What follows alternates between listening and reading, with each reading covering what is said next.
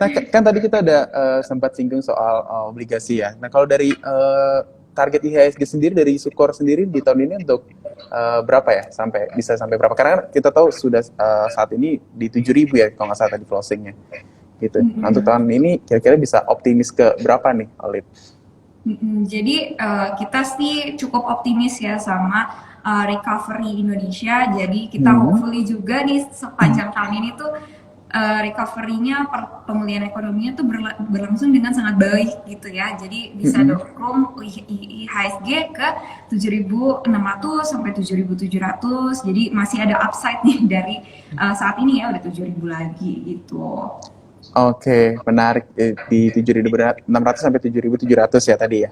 Mm-mm. Oke, nah kan besok nih ada rilis PDB ya, atau pertumbuhan ekonomi Indonesia di kuartal kedua gitu ya, yang diekspektasi masih di sekitar level 5,15% ya kalau nggak salah kalau dari konsensus pasar gitu. Jadi kalau em, pandangan Sukor sendiri terhadap pertumbuhan ekonomi kuartal kedua dan kuartal ketiga ini nantinya seperti apa ya? Kita sih expect ya masih bertumbuh dengan baik ya. Semoga targetnya juga sama gitu ya, Mm-mm. 5 persenan gitu ya. Dan tentunya ini salah satu didukung sama yang tadi udah aku mention juga sih, kinerja ekspor kita yang sangat-sangat baik ya tahun ini gitu Mm-mm. ya, di 2 kuartal ini. Dan so far kita itu benar-benar kelihatan teman-teman di hasil laporan keuangan ya kuartal 2. Beberapa udah mulai rilis nih dari Mm-mm. sektor komoditas kan, mungkin kemarin teman-teman ada lihat juga gitu ya. Itu so far masih bagus banget, jadi kita juga percaya sih pertumbuhan ekonomi Indonesia tuh bisa reach loh 5% dan sesuai dengan targetnya gitu. Jadi nggak bakal miss-miss jauh banget lah dari target Mm-mm. dari ekonomi juga gitu. Oke, menarik. Nah, mau ngingetin juga buat para smart investor yang join IG Live hari ini untuk bisa bertanya melalui kolom komentar ataupun kolom Q&A yang disediakan di IG Live hari ini ya. Nah, tadi kan kalau untuk yield sendiri obligasi kan di level 7,2 sampai 7,4% ya tahun ini. Nah, Benar. kalau dari Sukor sendiri ini apakah menjadikan apa namanya reksadana pendapat tetap yang bersisnya obligasi negara ini lebih ke trading kah ataupun lebih ke tactical switching aja nih, Olin? Sebenarnya ini balik lagi ya ke profil resiko teman-teman, apakah ready nih untuk face volatility ya menjelang kenaikan suku bunga BI gitu kan. Mm-mm. Jadi mungkin so far aku balikin lagi ke teman-teman gitu ya. Cuman aku rekomendasi kalaupun teman-teman tertarik nih buat masuk ke reksadana bond fund kita ataupun Mm-mm. pendapatan tetap lainnya yang berbasis obligasi negara itu lebih jauhin horizon waktu teman-teman investasi. Jadi misalnya ya udah investasi Oke. untuk 1 tahun, 2 tahun ke depan, 3 tahun ke depan itu justru bakal lebih baik returnnya teman-teman dibandingkan di tradingin aja nih selama Mm-mm. beberapa bulan ke depan gitu. Jadi itu Oke. rekomendasinya sih gitu. Hmm. Jadi dipanjangin lagi ya time horizon investasinya ya, Olin ya, untuk reksadana pendapat tetap. Apalagi karena kita tahu juga tahun depan udah masuk tahun politik ya gitu. Jadi kemungkinan sedikit untuk yield obligasi agak mungkin sedikit akan terkoreksi kembali gitu. Nah Iya. kalau eh, untuk ini kan banyak smart investor nih yang sangat mencintai produk Sukor Asset Management nih gitu. Nah, kalau boleh tahu sekarang Sukor Asset Management ini merekomendasikan produk apa aja ya, Olin? Untuk sekarang sih kita bisa bilang kita sangat suka sama produk kita yang reksadana saham ya teman-teman. Mm-mm. Karena walaupun mungkin kayaknya sentimennya sekarang IHSG bakal koreksi nggak ya, nanti bakal Mm. resesi nggak ya, tapi justru Mm-mm. kita melihat peluang loh teman-teman di situ.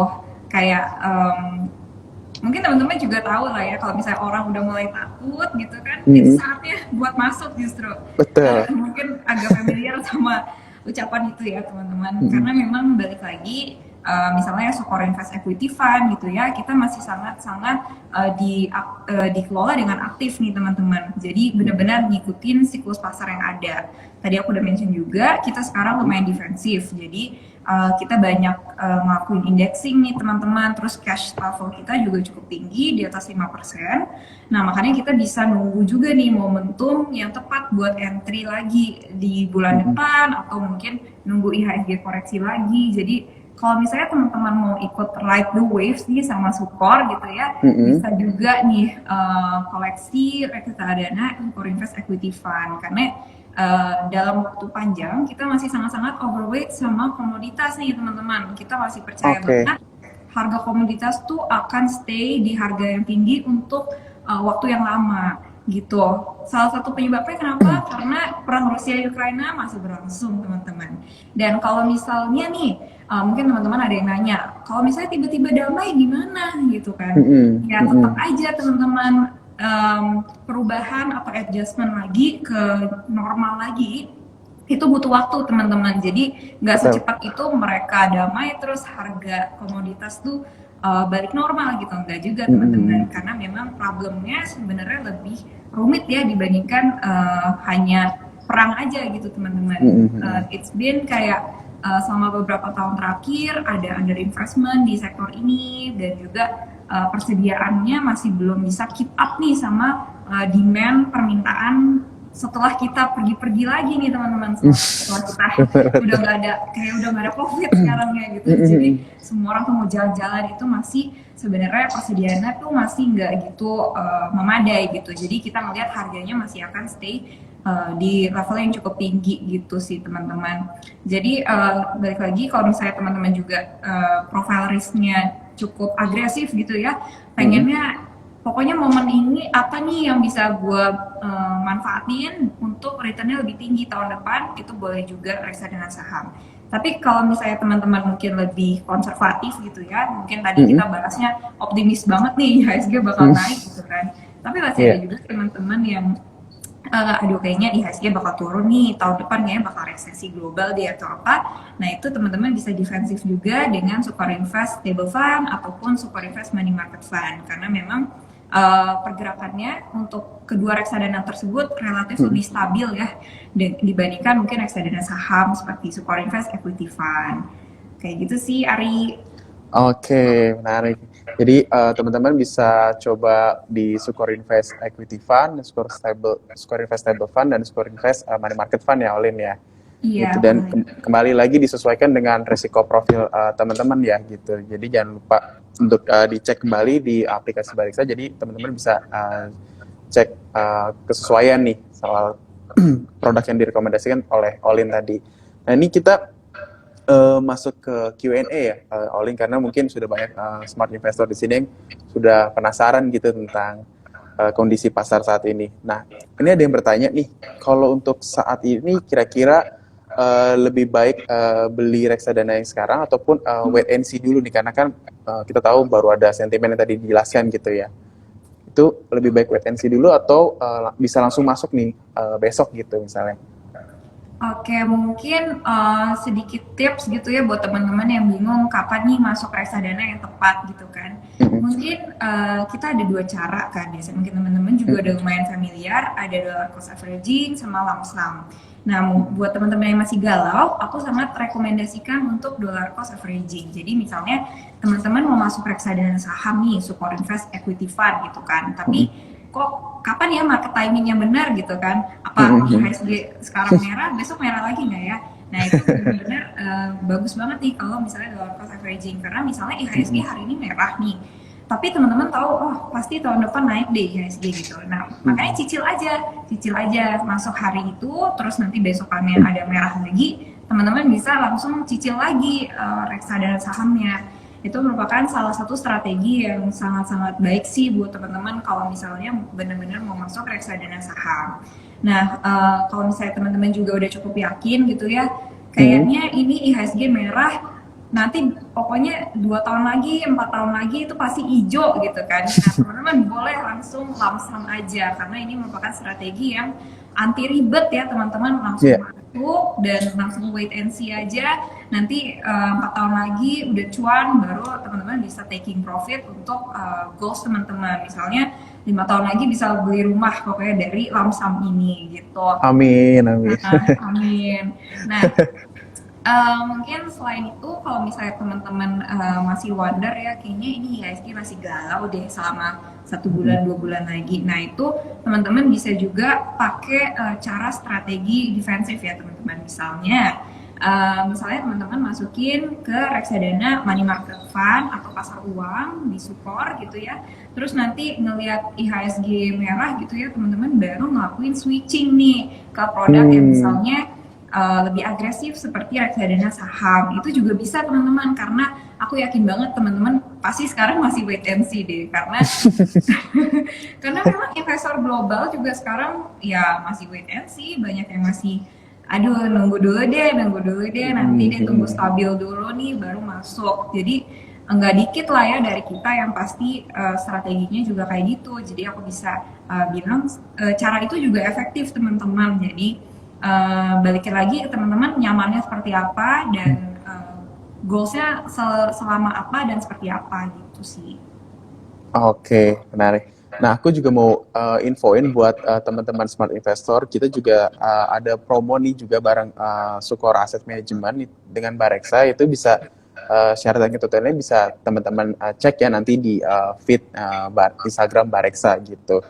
Nah, oke, kita lanjut lagi nih, Olin. Ada pertanyaan juga dari para smart investor. Ini yang kedua adalah kalau kita tahu kan bank sentral US itu menaikkan tingkat suku bunganya kurang lebih agak sedikit agresif ya selama beberapa bulan terakhir. Terus kita juga lihat di bulan September nanti mereka berpotensi juga masih menaikkan 0,5 sampai 0,75 ya gitu dari komentar para anggota Dewan Gubernur Bank Sentral AS ini. Nah, kita lihat apakah hal tersebut akan membuat rate dari mungkin ya, yield obligasi Indonesia akan semakin uh, kurang atraktif ke depannya? Oke, jadi mungkin kita ngelihat ya kalau misalnya yield US nih teman-teman lihat hari ini gitu ya, sebenarnya Mm-mm. udah jauh turun ya teman-teman dibandingkan mungkin 1 bulan 2 bulan lalu ya, yang sempat Mm-mm. nyentuh juga 3% ya untuk yang 10 Iya, tahunnya. betul. Dan mungkin hari ini kita ngelihat cuma 2,7 karena memang sebenarnya pasar ini, market ini udah Mm. cukup price in nih teman-teman kenaikan suku bunga dari The Fed ini yang udah kelihatannya bakal nggak seagresif itu lah ya di bulan depan Oke. ini. Mungkin bulan-bulan lalu kayaknya aduh agresif nih bisa 1% nih kayaknya naiknya gitu kan. Mm-mm. Makanya yield itu sempat naik tinggi banget teman-teman. Tapi kalau misalnya sekarang melihat data-data yang ada gitu ya di Amerika Mm-mm. sekarang mungkin job openings gitu ya pembukaan pekerjaan Ya, itu udah cukup turun, terus juga klaim pengangguran udah cukup naik juga naik gitu. lagi ya. Terus juga kita masih nunggu juga sih data-data yang menunjukkan perlambatan ekonomi di Amerika sana karena memang kenaikan suku bunga ini udah cukup tinggi teman-teman selama tahun ini gitu kan. Jadi efeknya Ya. pasti berasa deh ke ekonomi secara keseluruhan tentunya. Dan eventually ini bakal turunin money supply yang ada di Amerika sana. Jadi tadinya mungkin orang tuh jor-joran banget belanjanya gitu kan. Mm. Sekarang udah mulai nahan, sekarang udah mulai nabung aja gitu di bank karena kan bunganya naik kan. Jadi ya Iya. udah nabung aja gitu kan. Mm. Nah, itu sebenarnya kita ngelihatnya orang-orang udah mulai seperti itu dan ya mungkin kedepannya The Fed juga nggak akan seagresif itu naikin suku bunga karena ya kalau misalnya naikin suku bunga terus bisa-bisa ekonominya makin makin turun gitu kan ekonomi Beneran resesi ya katanya. lambat iya sangat malah jadi beneran resesi gitu kan apalagi kemarin udah resesi secara teknikal kan jadi Mm, betul. tentunya The Fed tuh pengen ekonominya juga stabil dan tentunya mereka kan targetnya juga supaya level pekerjaan di Amerika sana tuh masih stay stabil gitu kan jadi mereka nggak mau sampai ekonomi benar-benar resesi terus nanti semuanya di PHK gitu kan jadi Iya. itu mereka menghindari banget itu teman-teman jadi terus kalau misalnya mau dikaitin dengan Indonesia ya, apakah yield-nya nanti Indonesia nggak menarik? Sebenarnya nggak juga teman-teman, karena memang justru di Indonesia kita expect Bank Indonesia bakal naikin suku bunga nih teman-teman. pokoknya di semester 2 ini lah ya mereka akan naikin suku bunga. Ibu Sri Mulyani sendiri udah bilang sampai akhir tahun targetnya naik 100 bips ya, mungkin jadi sekitar 4,5% gitu kan, kalau misalnya memang terjadi kenaikan itu gitu. Jadi kalau misalnya kita naikin suku bunga, justru yield kita malah menarik buat teman-teman buat investor asing, karena nanti spread atau jarak yang ada dengan Amerika semakin tipis, semakin lebar. Jadi ya udah masuk ke Indonesia aja gitu, karena lebih menarik di Indonesia gitu. Jadi overall ya tetap menarik lah Indonesia buat investor asing kalau misalnya kita naikin suku bunga. Jadi ya hopefully mereka juga balik lagi ke Indonesia gitu kan. Jadi supaya SBN kita, SUN kita semua laku juga teman-teman. Gitu. Betul. Dan kalau nggak salah kepemilikan investor asing di obligasi pemerintah kita juga sekarang turun ya, kalau nggak salah di level 16 sampai kalau nggak 17% gitu ya all-in-nya. Dan itu merupakan level yang cukup rendah. Dan kita juga kalau lihat kalau misalnya suku bunga BI dinaikkan lagi, itu juga bisa menjadi penguatan nilai tukar rupiah juga ya gitu. Oleh yang menyebabkan masuk lagi nih flow dari investor asing. Nah,